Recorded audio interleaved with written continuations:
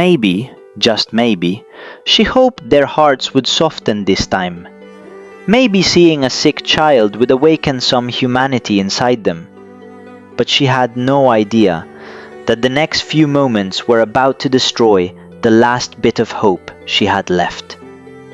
With trembling hands, she knocked on the door.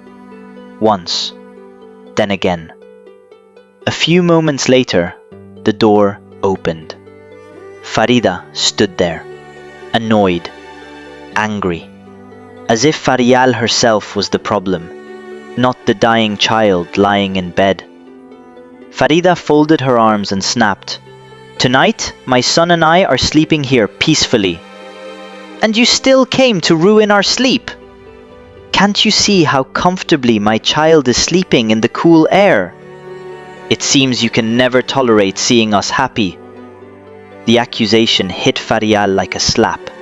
Tears immediately filled her eyes. But she wasn't there to defend herself. She wasn't there to argue. She was there to save her son. Through trembling lips, she explained Ahmad's condition. "Ahmad has a very high fever. He's barely conscious. We need to take him to the hospital immediately." For a brief second, she hoped they would understand, that they would finally show some compassion. But even those words failed to move them. Not a trace of concern appeared on their faces.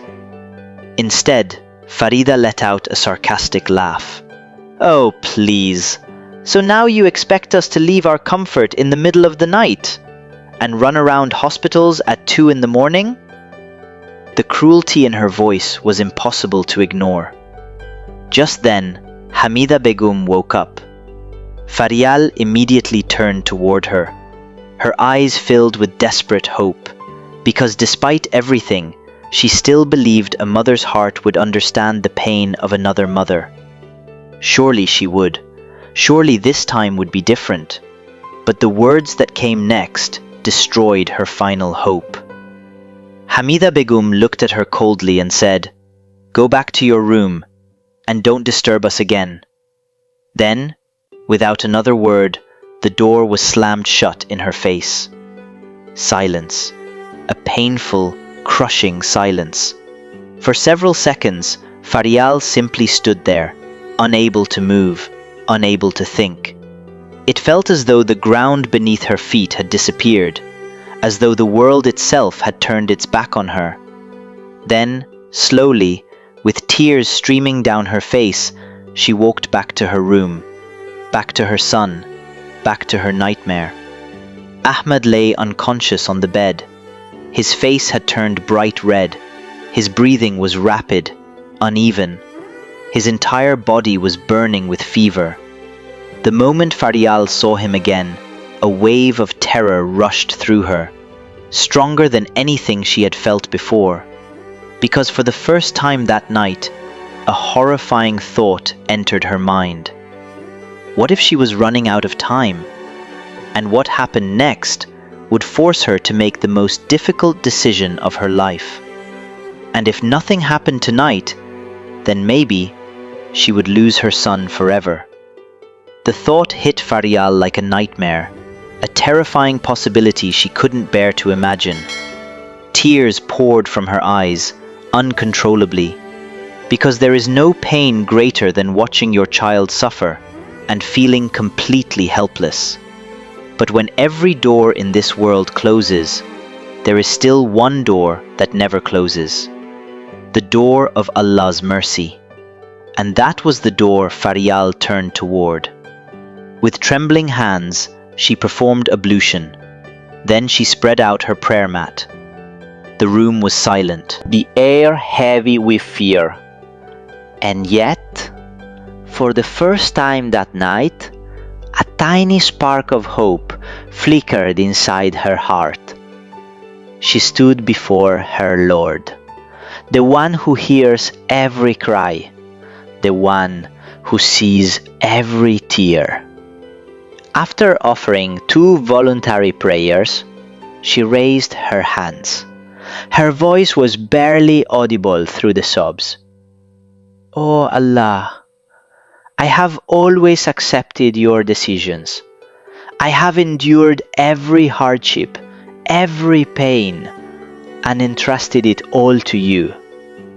But today I can't even help my own son. My Lord, my Ahmad is burning with fever. If you do not help me, I will lose him. My master, please help me. She cried and continued praying until her body could no longer bear the exhaustion. Her vision blurred, the room began to spin, and eventually she lost consciousness. Then something strange happened. In that state between sleep and awareness, she saw a vision. A withered rose, dry, lifeless, its petals hanging weakly, as if all life had abandoned it.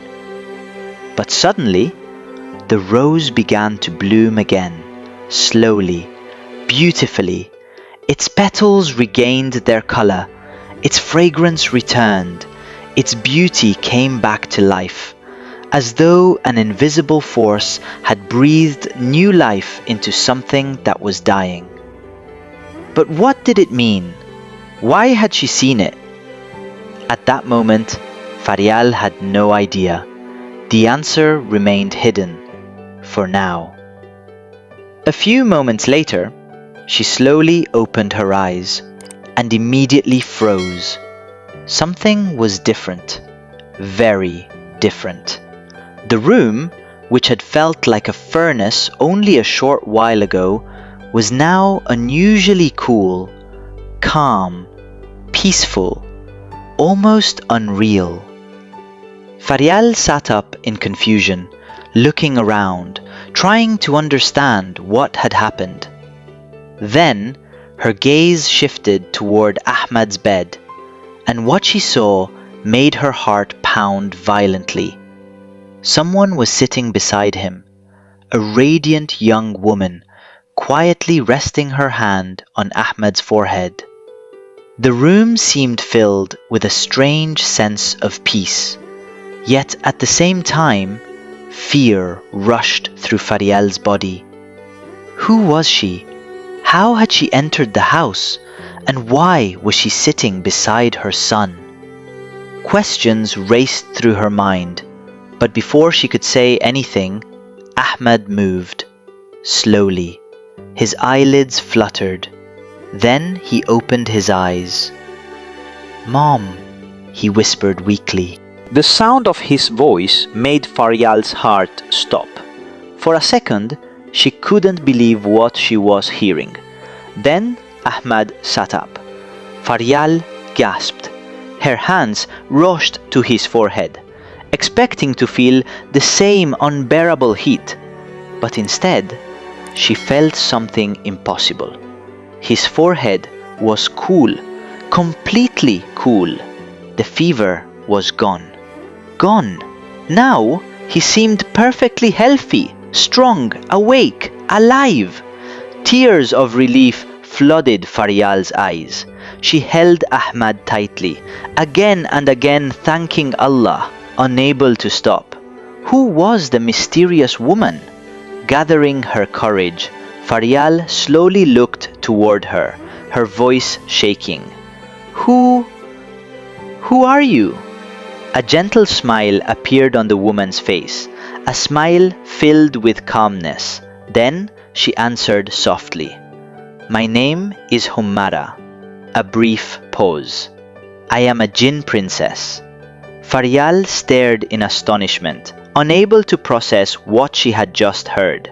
Hummara continued, "Your prayer reached the heavens, and I was commanded to help you." Every word felt heavier than the last. "I have come as a means of help from Allah.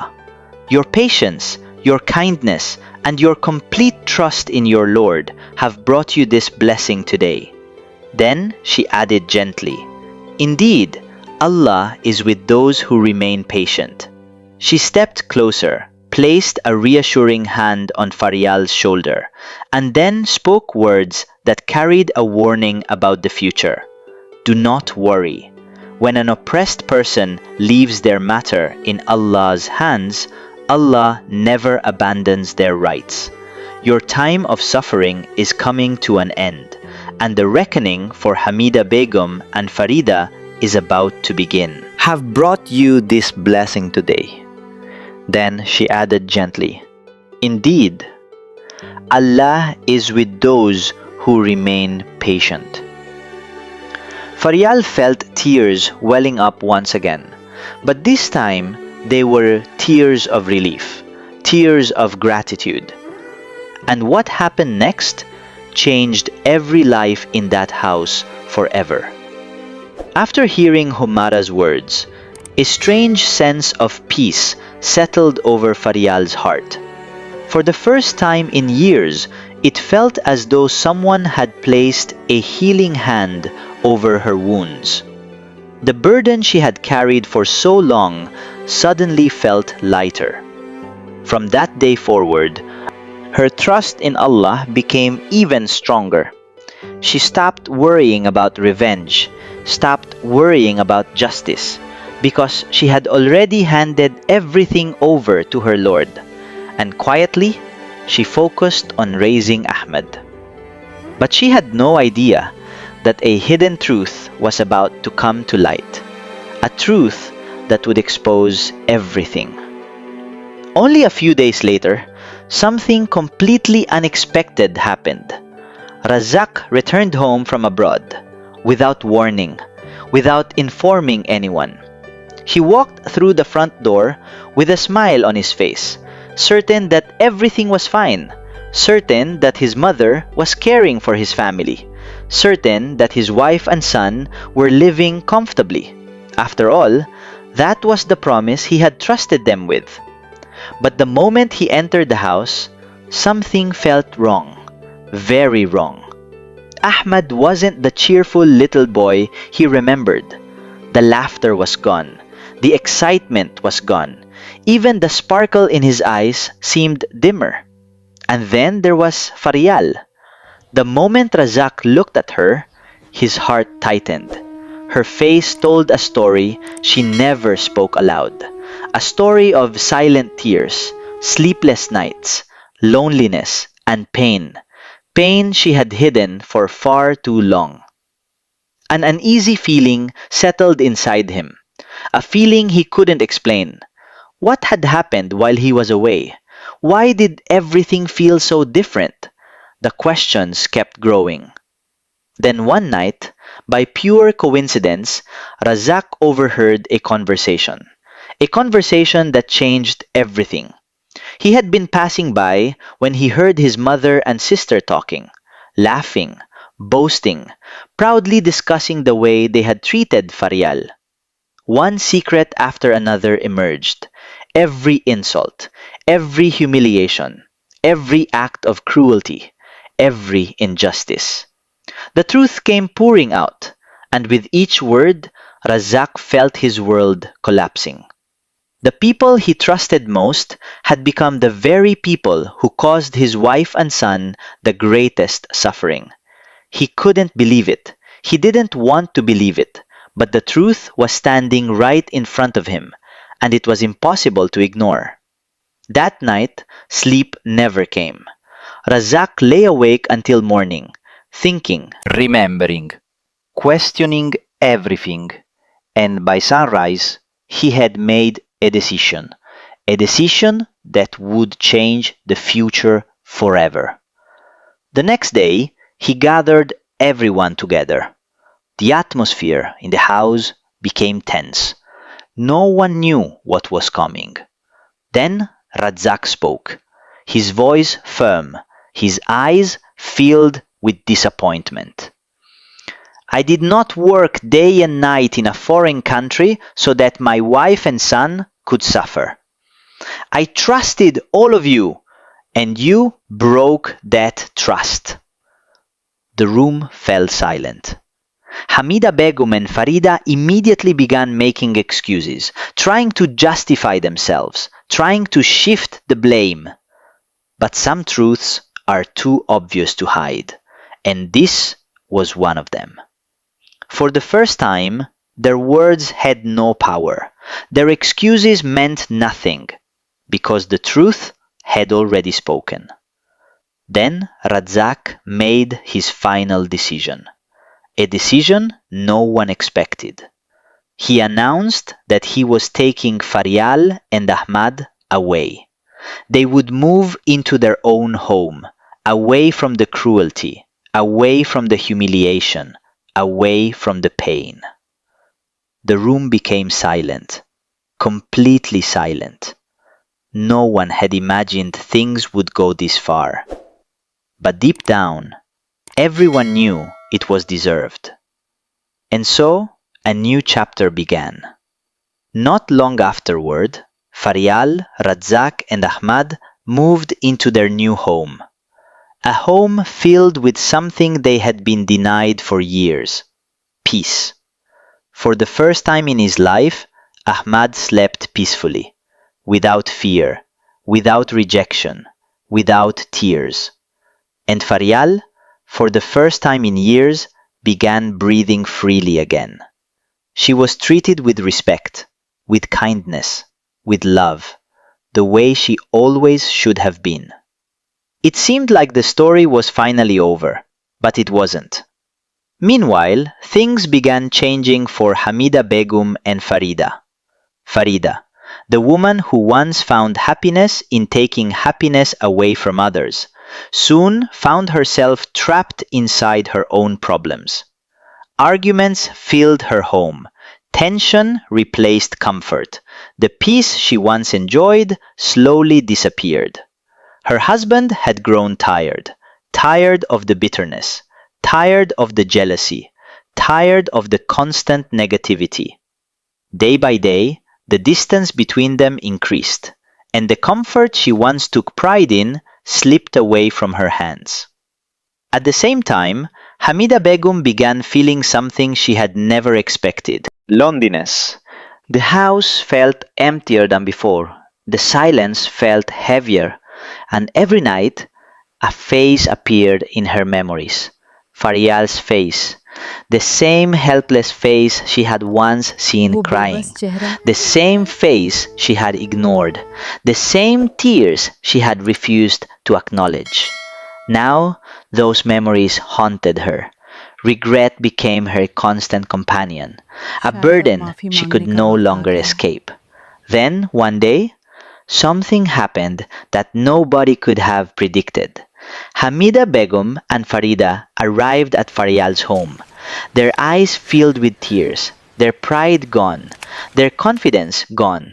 Only regret remained. Hamida Begum's voice trembled as she spoke. Farial, we have wronged you terribly. If you can find it in your heart, please forgive us. For a moment, time seemed to stop. Perhaps even destiny had been waiting for this moment. Farial stood silent. The memories rushed back all at once. The suffocating room, the humiliation, the loneliness, the countless tears, the endless nights of pain. Every wound returned. Every scar resurfaced. Then slowly she raised her head and finally spoke. I can never forget the pain I endured. A pause, a deep emotional pause. But I have already left my matter in Allah's hands. And if Allah has given me the strength to forgive, then I forgive you too. The moment those words left her lips, Hamida Begum and Farida broke down, crying uncontrollably, because for the first time they truly understood. Cruelty may bring temporary satisfaction, but its ending is always the same: regret, loneliness, and humiliation. As for Farial, the woman who had once been trapped in a suffocating room was now living a life filled with dignity, love, respect, and peace. Not because she sought revenge, but because she chose patience, faith, and kindness. And that is why, no matter how dark the night becomes, the oppressed should never lose hope. Because in the court of Allah, justice may be delayed, but it is never denied. And indeed, Allah never allows the cry of the oppressed to go unheard. If this story touched your heart, remember this lesson. Sometimes patience feels painful.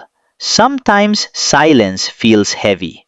But when your trust remains with Allah, the ending can be more beautiful than you ever imagined.